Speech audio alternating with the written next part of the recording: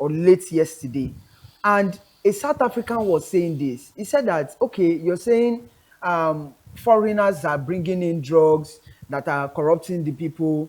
But he said, have you checked the borders lately?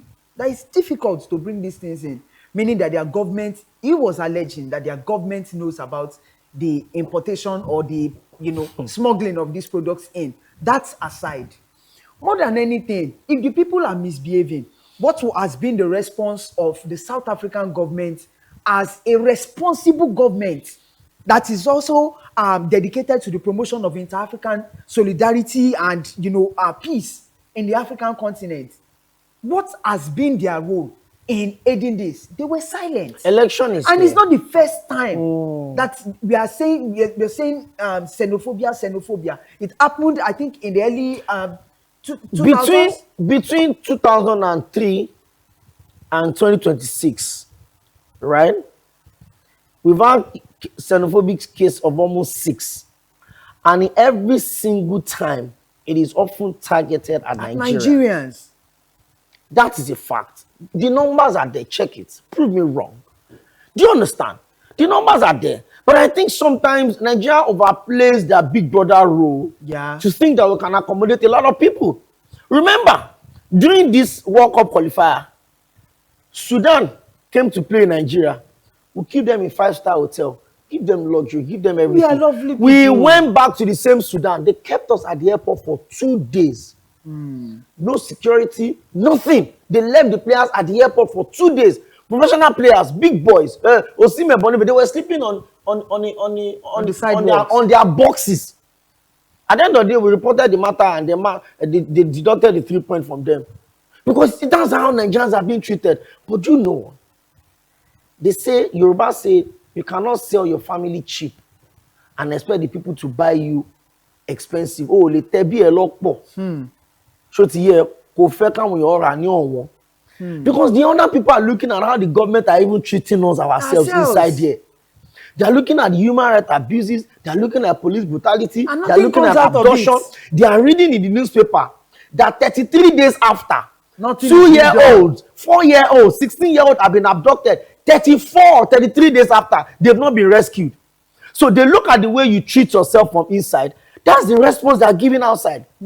It's a fact. If you sell your family members cheap, the people from outside will treat them the way you are treating them. That's what's happening to Nigerians today. South Africans are not in any position whatsoever to send us out of their country. Okay, all of you that have applied for documentation, come, present your document that you've applied. Okay, you've applied 2 years ago, let us fast track it. You've applied 3 years ago, let us fast track it. That is where Nigeria is. There's no country on the continent of Africa that has the right to treat us this way. But because the government don't even care about us. How long did it take us to send ambassador to South Africa? To go and Stephen, find out what is going on there? Minister of Foreign Affairs went there. You are going to Ethiopia to do prisoner swap. And Nigerians are getting killed in South Africa. Businesses are getting burned. The people that are coming back to this country now, we that were here, we are still struggling. The people that are leaving everything behind in South Africa are coming to meet us here again. With nothing. You think the 100,000 and the 1 million that are giving them will help them? Give them another 1 month. You start hearing stories. The people that were evacuated from Libya, they are still complaining today that the federal government did not fulfill their promises. We brought another set again from South Africa.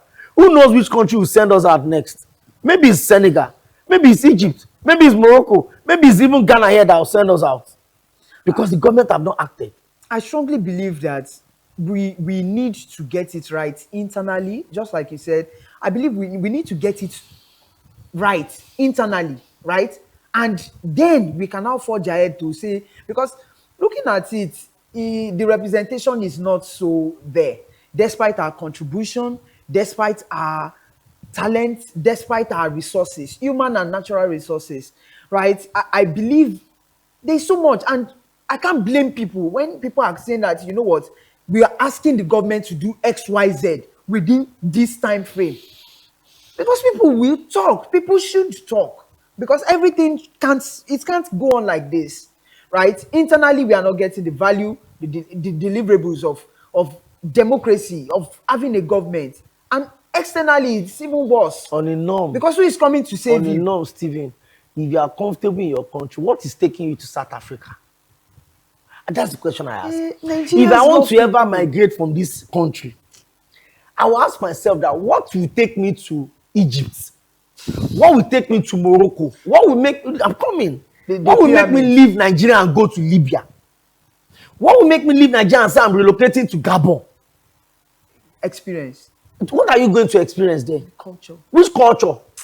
I wake up and say I want to relocate to Yaoundé, where Pobi had been president since Shehu Shagari was Nigerian president. Imagine you contesting an election in absentia. You could not even participate in your own primaries or campaigns.